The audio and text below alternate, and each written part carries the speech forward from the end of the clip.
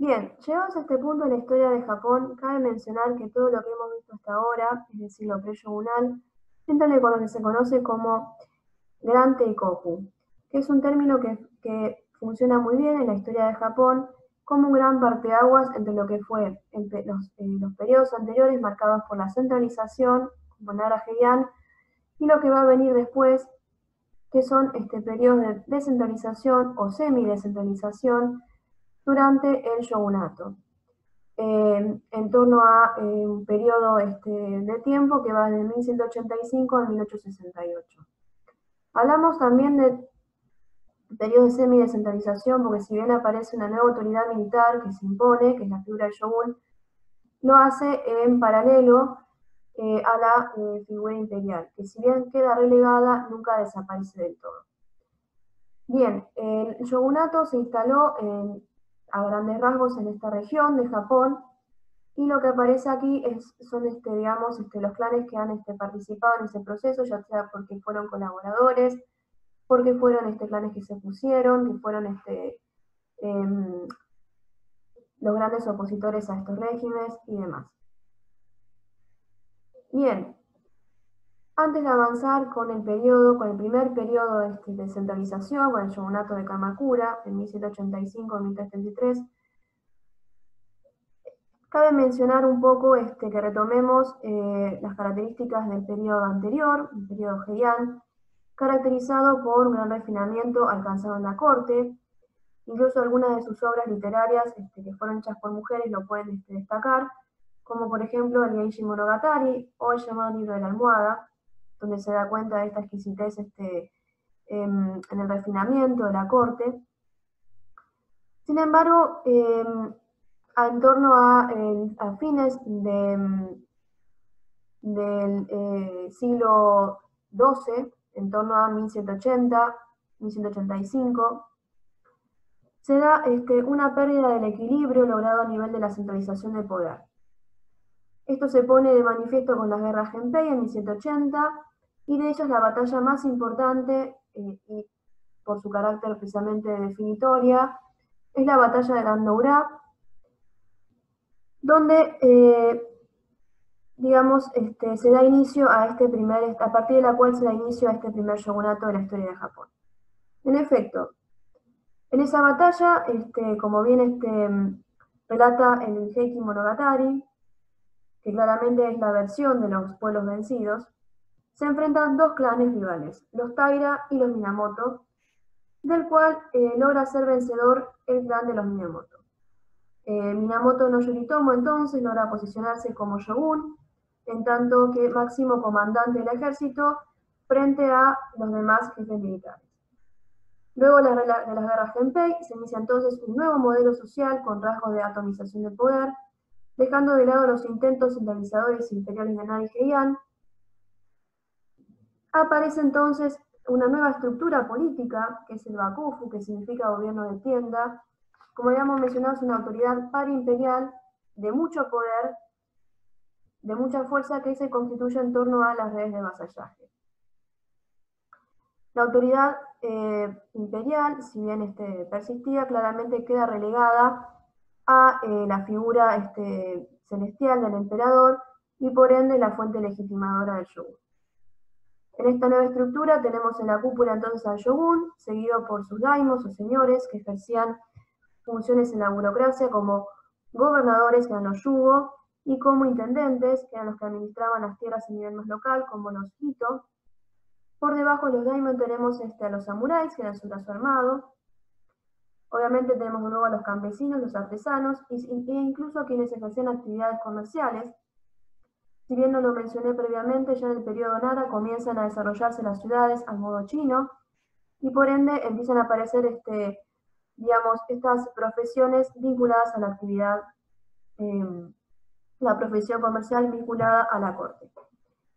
Como siempre, debajo de estas clases sociales permanecían los esclavos. Ahora bien, ¿por qué este shogunato se instala en Kamakura? Que digamos, para que ustedes tengan una idea, se encontraba cerca de lo que hoy es la ciudad de Tokio. Bien, como ya habíamos dicho, habíamos adelantado en el periodo anterior, El objetivo era controlar las tierras que habían sido conquistadas al pueblo de los Emishi en el norte de Honshu. Para quienes no sepan quiénes eran los Emishi, se trató de un pueblo montaraz descendiente de la cultura Jomón, como ya hemos visto en la primera diapositiva, y fueron los antecesores de los Ainu, que es la población indígena que al día de hoy habita en Hokkaido, las Islas Kuriles y la isla Sajalín perteneciente a Rusia, es decir, la parte más septentrional del archipiélago. En cuanto al budismo, en este periodo se caracterizó por la difusión de una escuela particular de la mano de su maestro Dogen, que es la escuela Zen, y que tuvo fuerte acogida en la clase guerrera samurái. Entre sus elementos, sus características particulares, cabe señalar, bueno, la contemplación, el desarrollo de preguntas aparentemente contradictorias, como ejercicio entre el maestro y el discípulo. Y al día de hoy, digamos, como parte de la difusión de lo tradicional japonés, algunas actividades están íntimamente vinculadas a esto de la contemplación zen, como por ejemplo la ceremonia del té, los arreglos florales, es decir, el arte de ikebana, la arquería, llamada kyudo, o incluso la caligrafía llamada yodo. Bien, este budismo claramente era muy diferente al anterior, que fue adoptado por la clase cortesana. Y en este sentido era diferente porque el budismo adoptado en el periodo anterior estaba muy marcado por un alto nivel esotérico, como por ejemplo lo señalado por la Escuela de la Tierra Pura o el Andi. Bien, sin embargo, clave mencionar que a pesar de que ya se estaba desarrollando una nueva estructura política, se estaba consolidando de hecho, los conflictos internos continúan, no solo al interior de la estructura shogunal, sino también al interior de la corte imperial. De hecho, se constituyen dos cortes paralelas, como la que mencionamos en la diapositiva, la Shimshoi y la Daikakushi. Y en el mientras tanto, de estos reveses internos, sobrevienen las invasiones mongoles, al finalizar el siglo XIII.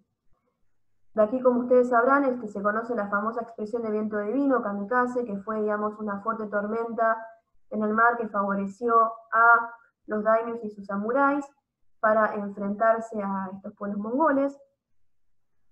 Y lo que sucedió justamente es que, como producto de estas invasiones, quienes habían participado reclamaron al shogun su recompensa, pero imposibilitado de responder esas demandas, claramente el shogunato Kamakura comienza a tocar fin. En esta imagen que ustedes ven en la diapositiva, claramente se puede ver cómo gracias a ese viento divino se alejan, se destruyen las embarcaciones de los pueblos mongoles. A partir de las crisis políticas internas que se dan al finalizar el shogunato Kamakura, el shogunato anterior que habíamos caracterizado antes, comienza a gestarse un nuevo shogunato de la mano de la dinastía Ashikaga, conocido como Bakufu Muromachi. Se llamó Muromachi precisamente a una zona específica de la ciudad de Kioto. En torno al 1333 se intensifica la atomización del poder. Anderson habla de feudalización de la sociedad y del sistema político japonés. Este shogunato incluso fue más débil que el anterior, debido a la crisis de sucesión en la dinastía shogunal y al poder creciente de las jerarquías feudales, como por ejemplo las figuras de los gobernadores, de los intendentes que habíamos mencionado anteriormente, que tenían la propiedad privada y semiprivada de la tierra. Incluso un autor que tienen ustedes en la bibliografía, que es Martínez Shaw, habla de aquí se desarrolla lo que podría denominarse un feudalismo clásico. Por otro lado, además se profundiza la debilidad del poder imperial al punto tal que las dos cortes que se habían constituido en el shogunato Kamakura se rebautizan con el nombre de Corte Imperial del Norte y Corte Imperial del Sur. Incluso se legitimaban a partir de fuentes diferentes. Cabe mencionar además que durante este periodo termina de disolverse todo el resto del sistema administrativo de centralización propio de las reformas Taiho del periodo Nara. Si ustedes recuerdan, en el periodo Nara habíamos dicho que La figura imperial es central e intenta legitimarse frente al poder de China. Sin embargo, a pesar de los conflictos que claramente se dan en torno a las luchas internas, no por ello se abandonó el arte en la construcción de los templos asociados a la figura del shogun. Aquí tenemos en particular 3 templos budistas con características muy marcadas de la escuela Zen. Tenemos el templo budista del pabellón dorado a la izquierda, llamado Kinkakuji, el templo del pabellón de plata a la derecha, el Ginkakuji, y en el medio tenemos el templo de Ryohanshi, donde ustedes pueden ver que hay una representación, hay, mejor dicho, 3 rocas circundadas por un entorno que intenta de alguna manera representar el archipiélago japonés con sus grandes islas y el mar que las atraviesa. El budismo zen, recordemos un poquito, se caracterizaba por la práctica de la meditación para alcanzar el satori, que es la iluminación, y por una estética austera a la vez refinada, como pueden ver en estos templos budistas.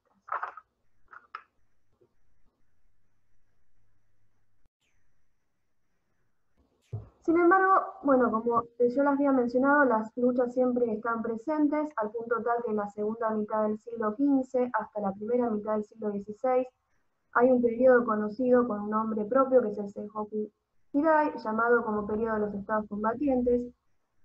Fue un periodo cruel y prolongado de guerras civiles entre los daimyo, que duró aproximadamente 100 años, entre 1467 y 1568, donde se manifiesta la desintegración completa de cualquier intento de organizar un poder central. En este periodo, los daimyo eran verdaderos magnates, grandes señores con tierras propias y guerreros bushi, que los defendían por ser sus vasallos, gracias a los cuales se convierten en verdaderos señores de la guerra. Estos daimyo logran imponer su poder en regiones enteras y comarcas, en donde construyen fortalezas y castillos para su resguardo, en torno a los cuales prosperan artesanos y comerciantes. Lo que se da entonces es un proceso de feudalización más completo que Europa, según Anderson, ya que no había propiedades alodiales, o sea, propiedades libres del señor, de la presencia señorial.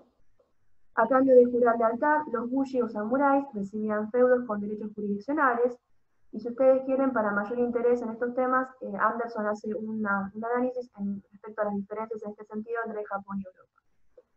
Mientras tanto, en 1543 se establecían los portugueses en Tanegashima y los españoles en Filipinas, lo cual atenta contra los beneficios que obtenía el clan Shimazu, que era un clan rival al shogun, por el control que tenía de los intercambios que mantenía con el reino independiente de las Ryukyus, con China y los reinos de Corea. Incluso los mismos comerciantes chinos se vieron desplazados de sus propios puertos a raíz de la intervención ibérica en los intercambios. Recordemos que entre los productos que se comerciaban podemos hablar de la tan buscada seda china y la plata proveniente de Japón. Este además fue un periodo donde se desarrolla el arte Namban. Namban era una denominación para referirse a los bárbaros que provenían del sur, aquellos que ingresaban por las islas Ryukyu, en referencia primero a los portugueses y luego a los europeos. También venían por la parte sur de, digamos, la isla, de lo que se conoce como la gran isla de Kyushu. Incluso acá tenemos como representación de ese arte Namban, un atril, como ustedes pueden ver, y cofres de laca, como así también eran muy característicos los biombos o byobu de este tipo de arte. En 1549 el cristianismo entra en escena de la mano de la orden jesuítica de Francisco Javier, y en torno a 1568 un nuevo personaje comienza a tener preeminencia militar, incluso gracias a la adopción del armamento europeo, como eran los arcabuces. Este personaje es Oda Nobunaga, quien se hizo de la lealtad de dos grandes generales, Toyotomi Hideyoshi y Tokugawa Ieyasu. Nobunaga entra entonces a Kioto y junto a sus aliados vencen uno tras otro los poderes de los daimyo, iniciando un breve periodo de unificación conocido como Asuchi Momoyama. Antes de ahondar en el periodo que vamos a ver a la brevedad, que es el periodo Asuchi Momoyama, me gustaría detenernos en esta diapositiva donde claramente se pueden vislumbrar las características de cómo fueron esos encuentros entre Japón y Occidente. Bueno, en principio la imagen que domina la escena es propia de un byomo del arte Nanban, o byobu, como se había mencionado, donde se caracteriza cómo fue la actividad, por ejemplo, en una de las ciudades de ese entonces, que era Nagasaki. Allí pueden ver las relaciones entre los pobladores locales con los portugueses, y los van a ver con su ropa característica de color negro, ya sea los comerciantes como los sacerdotes. Incluso tienen una imagen en el margen superior derecho de la orden de Francisco Javier, una orden jesuítica, y al final, digamos, en la imagen inferior tienen una representación de cómo fueron el nivel de persecución y de crueldad que se cometieron con los cristianos al punto de crucificarlos, ¿no? En las tantas matanzas, en los tantos martirios, como se denominaba, de cristianos. Bien, ahondando ahora entonces en el periodo Asuchi Momoyama, en torno al 1568 al 1603, podemos decir que se trató de un periodo transicional de reunificación del país, bajo sucesivos comandantes militares que logran imponerse, que eran daimyos también. Hay un autor que ustedes no tienen la biografía, que es Hall, que incluso habla de una conquista del país.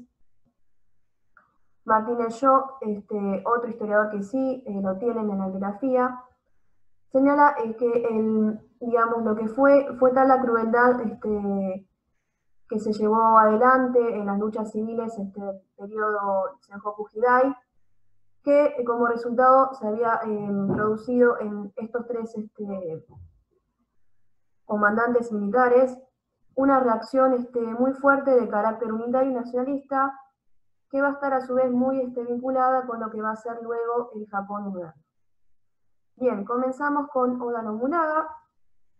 Oda Nobunaga, luego de esas luchas que se dan al finalizar el periodo del Sengoku Jidai, en ese marco logra imponerse y se instala en Kioto. De hecho, reinstala al último shogun de la dinastía Ashikaga. Él se nombra Dainagon o consejero, o sea que no logra el cargo de shogun.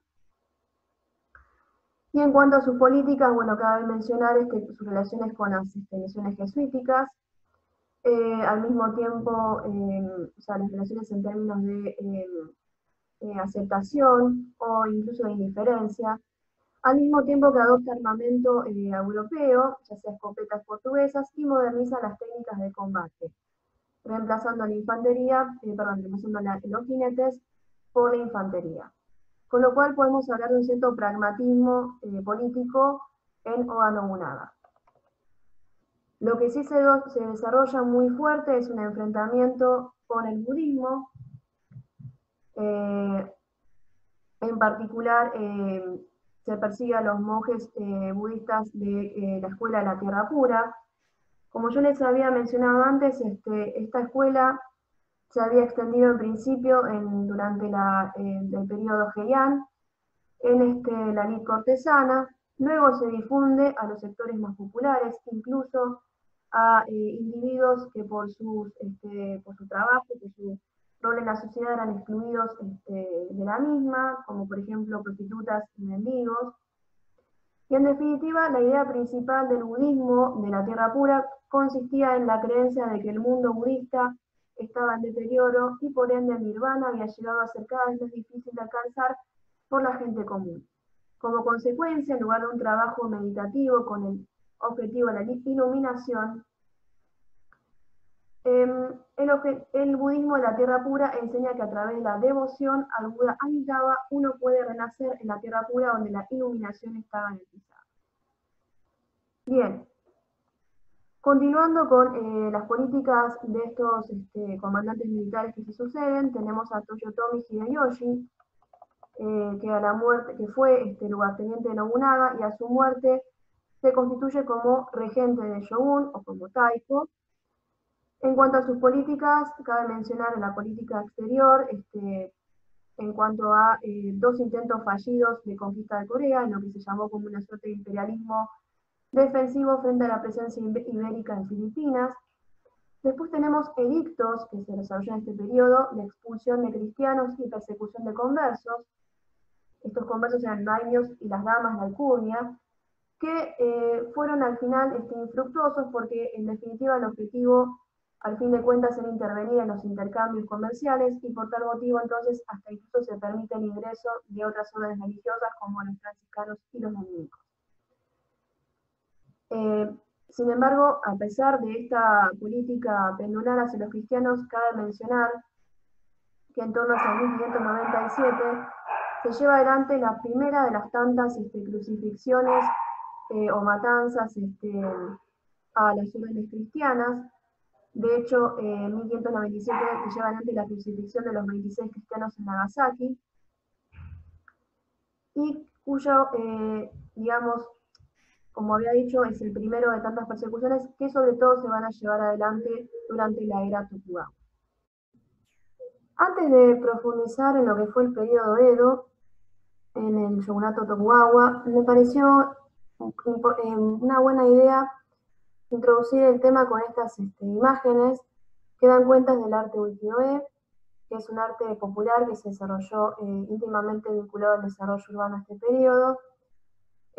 Claramente son imágenes muy coloridas, como verán, bueno, la más conocida es la que ven a la izquierda, que es la representación de la Kanagawa, y luego tenemos una imagen que da cuenta del estilo de vida cortesano en torno a la corte de Shogun.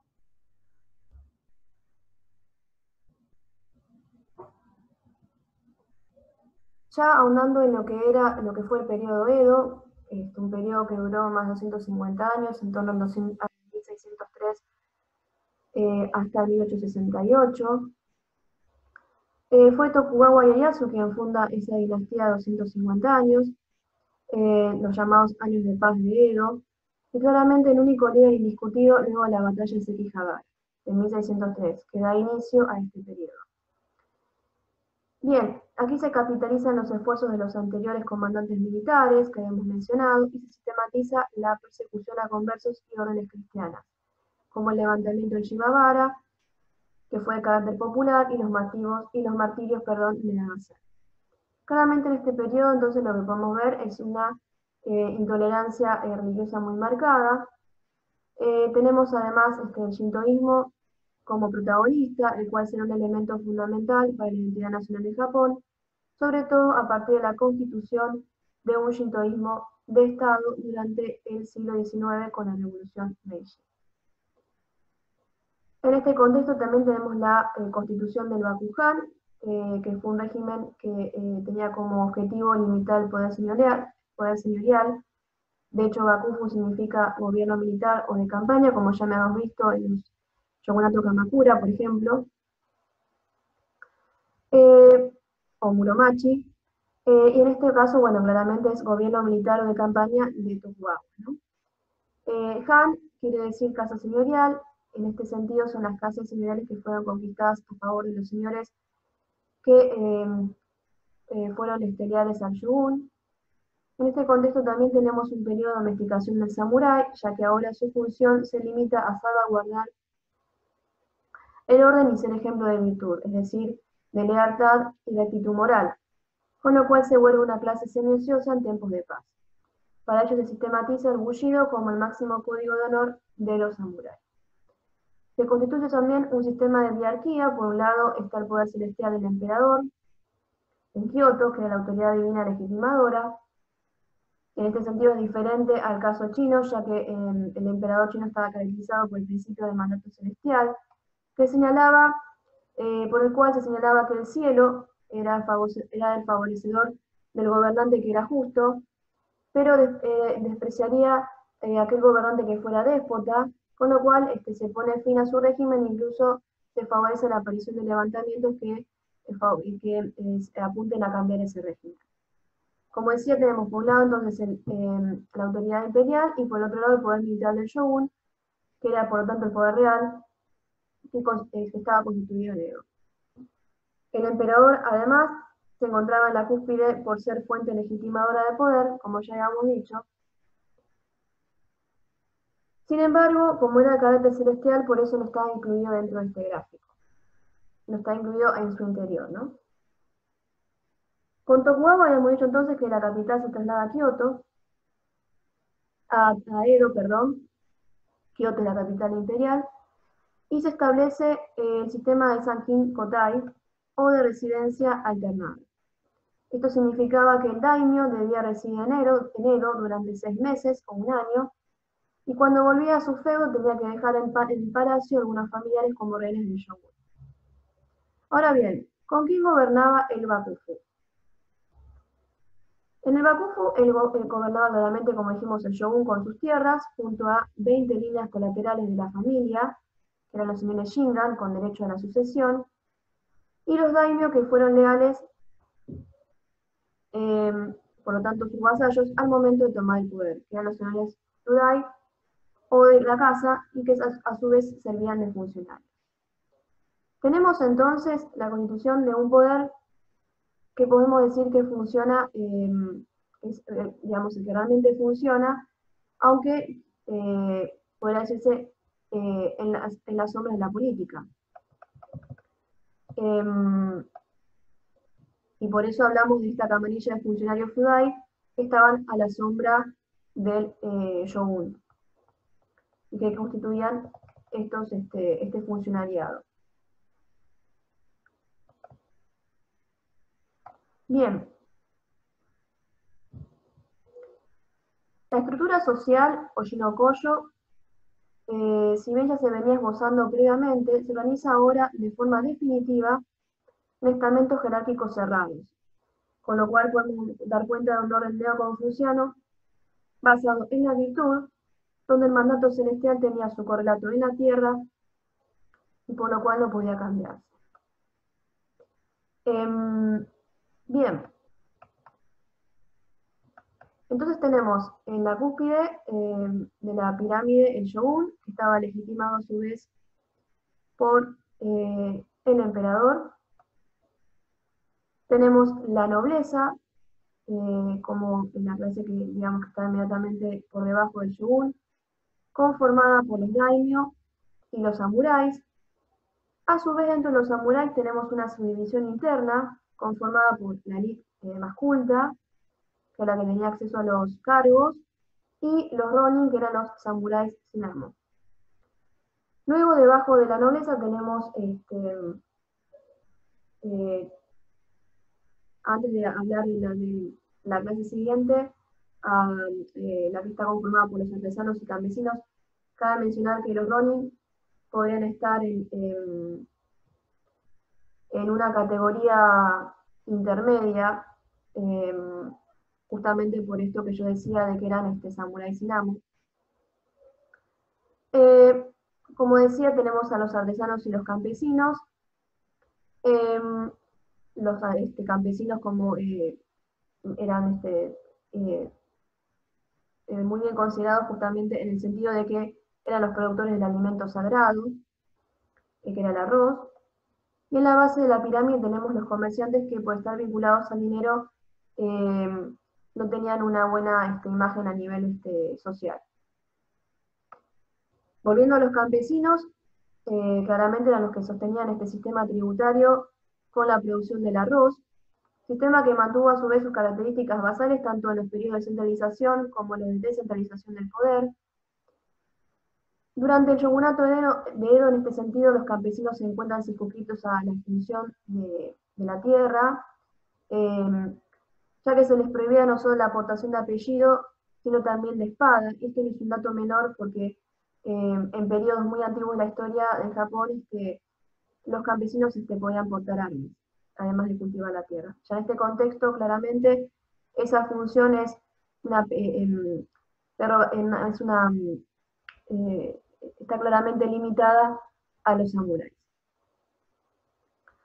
Los ingresos del shogunato entonces eran obtenidos a partir de la extracción económica de la producción campesina en sus propias tierras y del monopolio que ejercía sobre las minas de oro y de plata. Por fuera de esta estructura se encontraban los Hinin, que eran los nombres, quienes, como la sociedad de castas de la India, estaban en contacto con la muerte y por eso eran considerados impuros. Un ejemplo de esto bien claro es la película La princesa Mononoke, donde claramente los Hinin están representados por los leprosos, para que tengan una idea más concreta de lo que estamos hablando al respecto. Bien. Cabe mencionar que este periodo se desarrolló por una marcada política proteccionista o de aislamiento llamada Sakoku. En este sentido podemos ver la diferencia entre el Seihoku Hidai, donde se desarrolló el comercio en Anban, y este momento, porque se pensaba que las misiones jesuíticas fueran punta de lanza para la penetración ideológica y económica de Occidente. Sin embargo, en términos concretos, en términos reales, cuesta pensar una política absoluta de cerramiento, ya que luego los portugueses habían llegado a los holandeses, quienes no tenían intenciones de evangelizar y sus intereses eran meramente comerciales. Por eso se les permite instalarse en Neishima, que es la imagen que ven a su derecha, que fue una isla artificial en la bahía de Nagasaki. Se construyó precisamente esta isla pura y exclusivamente para el comercio con los holandeses y de hecho no estaban autorizados para transitar desde la isla a la parte más continental de Japón, estaban limitados a su actividad en esa isla artificial. Bien.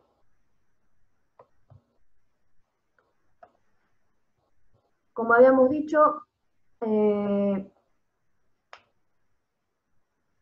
podemos hablar en términos reales, en términos concretos, de una política absoluta de cerramiento por esta presencia de los holandeses, e incluso porque en este momento también hubo un desarrollo importante más allá de las prohibiciones, de los estudios Rangaku.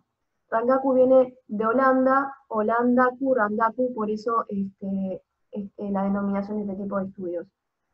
Que daban cuenta del aprendizaje del idioma holandés, de los estudios naturalistas, o incluso de todo lo que implicaba la cultura occidental.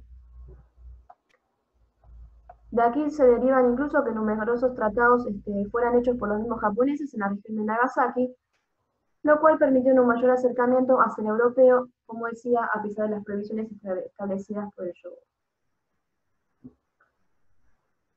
También es cierto que, si bien los controles sobre la clase señorial fueron muy estrictos, con el tiempo el poder del shogun fue más bien nominal que real, y esto se debía a que Ieyasu Tokugawa, luego de la batalla de Sekigahara, no pudo dominar a todos sus rivales de forma absoluta. Estos daimyo, llamados Tosama, seguían teniendo poder, en el sentido de que aún tenían su propio séquito de guerreros, y mantenían gran parte de los dominios más extensos y ricos, aunque en tierras alejadas de la nueva capital imperial. Podríamos pensar entonces que era para quizás evitar posibles conspiraciones, junto con el sistema de Sanjin-Kotai, el de alternancia, el de residencia alternada, aunque claramente, como veremos luego, ninguna de estas opciones, digamos, obstaculizó que el shogunato, impidió, mejor dicho, que el shogunato haya llegado a su fin. Incluso estas tierras Tosama producían más arroz que el que estaba nominalmente establecido por Tokugawa, y lo hacían por medio de artilugios que ocultaban la verdadera producción. Uno de estos clanes señoriales fuertes era el de Satsuma, en la región de Kagoshima, al sur de Kyushu. Otro era el clan de Choshu. Por todo esto, Perry Anderson señala que el poder shogunal convivía con la sub-infeudalización de los territorios de los daimyo, quienes tenían poder jurisdiccional sobre sus tierras. En ellas establecían sus fushi a cambio de tierras o meras raciones de arroz. Aquí hay una diferencia con el caso europeo, ya que prima la importancia del vínculo vasallático por encima del feudo. Y los guerreros, bueno, participaban del aparato administrativo, como ya habíamos dicho, tanto al servicio del shogun, que eran los funcionarios Raju, como los consejos de los daimyo, estableciendo una burocracia extensa y amorfa. Además, se habían establecido al interior de su clase, se habían estratificado, perdón, al interior de su clase, haciendo que un segmento, como los burócratas, educadores y los filósofos, como ya habíamos dicho, se volvieran más cultos, por encima del resto, que estaba especialmente ocupado en las armas y subvencionado a veces por una mera ración de arroz. Durante estos años de paz, y gracias a que el shogunato establecía esas acciones fijas, los campesinos pudieron beneficiarse con un aumento de la producción, aparte de que también aumentaron las tierras destinadas para ello, y se mejoraron las técnicas agrícolas. Gracias a todo ello, la población aumenta también. Además, a pesar de las prohibiciones, comenzaron a desarrollarse los bienes agrícolas comerciales, con lo cual los campesinos con el tiempo ya no solo producían arroz, y también se incrementó la monetarización en las ciudades. De esta situación se enriquecen los choni, los comerciantes, y un sector de campesinos, debido a que comienza también a introducirse la moneda en el campo. Por ello se produce una diferenciación interna también al interior de la clase campesina misma. Los campesinos ricos, que eran los yoya, que se vuelven prestamistas, inushi, frente a una mayoría empobrecida en contexto de ruina y escasez, como a veces sucedió en prolongados periodos de hambruna, durante el periodo Tokugawa. Esto conllevó a su vez a que a fines del siglo XVIII y principios del XIX se generen rebeliones, las cuales sin embargo nunca lograron revertir el régimen, a diferencia de lo que sí sucedió en algunas oportunidades en China. Además, podemos dar cuenta de un desarrollo urbano y comercial notable, comparable incluso a las grandes urbes de Europa, Osaka por ejemplo, precisamente gracias al régimen del Sankin Kotai, que generó consumo forzoso desde las élites instaladas en Edo. Al mismo tiempo, como decía, se impulsó el arte ukiyo-e vinculado a este mundo flotante de la ciudad, como ya habíamos dicho. Esto significó que a pesar de las prohibiciones a los comerciantes a enriquecerse con la compra de tierras, los chonin se vieron beneficiados con el incremento de las fortunas urbanas. Vendían el excedente agrícola, el arroz, el algodón, la seda y el añil, ofrecían servicios de transporte y otorgaban préstamos a la nobleza. En cuanto a la moneda, se habían eliminado los diversos modelos de moneda china que circulaban en la región y se introdujo un sistema monetario oficial que pretendía centralizar la producción monetaria a partir de la producción de piezas de oro, plata y cobre. Sin embargo, pervivieron también las monedas locales de los diversos señoríos y también el papel moneda en sus diversas variantes locales, aunque claramente nunca alcanzaban el rango de división nacional. Ahora bien, en torno a ya entrando el siglo XIX, en la segunda mitad del siglo, tenemos que este régimen Tokugawa empieza a tener problemas tanto internos como externos. En este sentido, respecto a los problemas internos, tenemos que claramente se manifestarían signos de grietas que lo harían estallar. Respecto, Per Anderson señala que a pesar del desarrollo de los Inushi, esa clase campesina que se había enriquecido, que era sin embargo el único sector que mostró dinamismo económico gracias a la falta de restricciones en el campo, lo que favorecía a su vez la producción de bienes agrícolas comerciales, y sumado además a la política aislacionista que hacía del chonin un actor meramente dependiente de la nobleza, sumado además el carácter peyorativo de su actividad, el capital mercantil nunca pudo derivar en producción capitalista. Pensemos en que a Per Anderson le interesa muchísimo los procesos transicionales, sobre todo ese gran proceso de transición que fue del feudalismo al capitalismo, por eso es este análisis. Incluso respecto al volumen de circulación mercantil, que llegó a ser altísimo, convivía con un régimen político estático y debido precisamente a esto comenzó a hacer agua por doquier. Además existía un problema estructural de desbalance fiscal, por el cual los ingresos del shogunato eran menores que los gastos de su corte a la sidra, que gastaba muchísimo. Bien, por otro lado, el Bakufu nunca pudo controlar a las fuerzas Han Tosama. Por este motivo, el autor señala que fue la antítesis, este periodo, de lo que sí fue el proceso de absolutismo, desarrollo del absolutismo europeo, ya que lo que sucedía es un proceso a la inversa, ¿no? Estaba sufriendo una progresiva disminución de su poder. Bien, respecto a los problemas externos,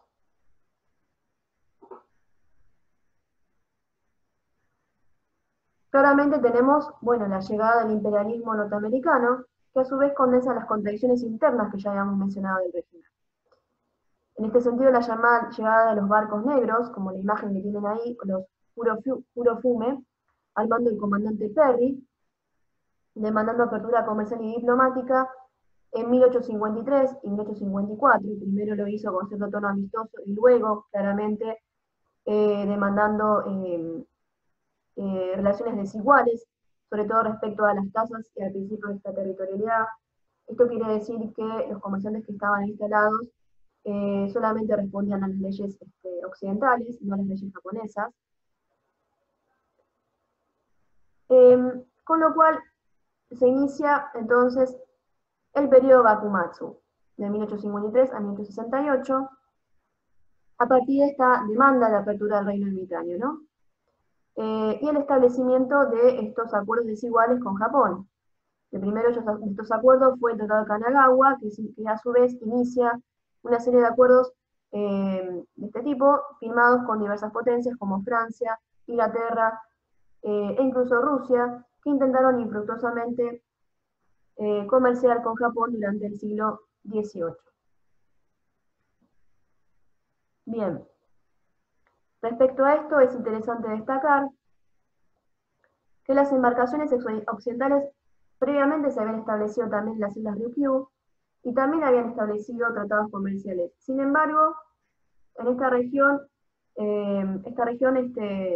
lo hacían manteniendo su autonomía respecto al resto de Japón. Con lo cual podemos hablar de un elemento más para dar cuenta en el mismo archipiélago de la existencia de una cierta identidad nacionalista frente al resto de Japón en esta región, ¿no?, de las Ryukyu. Aparte, teniendo en cuenta su rol tradicional de intermediaria comercial entre China y los otros reinos tributarios como Corea. Frente a esta situación, lo que sucede es que el shogunato pide consejo a los daimyo, y esto es visto a su vez como un signo de debilidad. Finalmente, no le queda alternativa que aceptar regañadientes las demandas extranjeras debido a la inferioridad militar con la que claramente estaban formados sus ejércitos. Al mismo tiempo, se generan fuerzas internas, al mismo tiempo esto lo que hace es que fuerzas internas tradicionalmente opositoras al shogun comenzaron a conspirar contra el shogunato, por ejemplo en las guerras Bojin de 1868, y quienes habían participado eran los clanes Satsuma, como que vemos en la imagen, claramente conspirando a favor del emperador. Choshu, Tosa y Saga, quienes aparecen en la imagen es el clan Shimazu, que sí podían hacer frente a las amenazas foráneas y para ello enarbolaron entonces la causa de la revolución, siendo su fuente legitimadora la figura tradicional del emperador. Como habíamos dicho, ni siquiera en Tokugawa la imagen del emperador se había borrado. El lema de este periodo era expulsar a los bárbaros y reverenciar al emperador. Por otro lado, cierto sector intelectual que ya había tomado contacto con los europeos a partir de los estudios Rangaku, marca la necesidad de generar un proceso de modernización frente al poder occidental, tomando lo mejor del enemigo para superarlo. Claramente esto es un argumento que recién se impone este periodo y por obvias razones respecto a las características del régimen Tokugawa no habían podido ponerse previamente. Es así como entonces se pone fin a los 250 años de la dinastía shogunal, dando inicio a lo que fue la era imperial Meiji en 1868. Para cerrar brevemente, bueno, me gustaría hacer mención a un debate en torno a esta cuestión, porque tenemos algunos historiadores como Pena de Matsushita, que da cuenta de, más que nada, fue una revolución cultural. Eh, Hay otros autores más vinculados a la historiografía norteamericana que señalan que fue una restauración modernizadora. Hay otros incluso que, dentro de lo que es la corriente rusa de historiografía, señalan que fue una revolución popular. Resumiendo, podemos, digamos, sintetizar este debate como revolución o restauración o tradición o modernidad.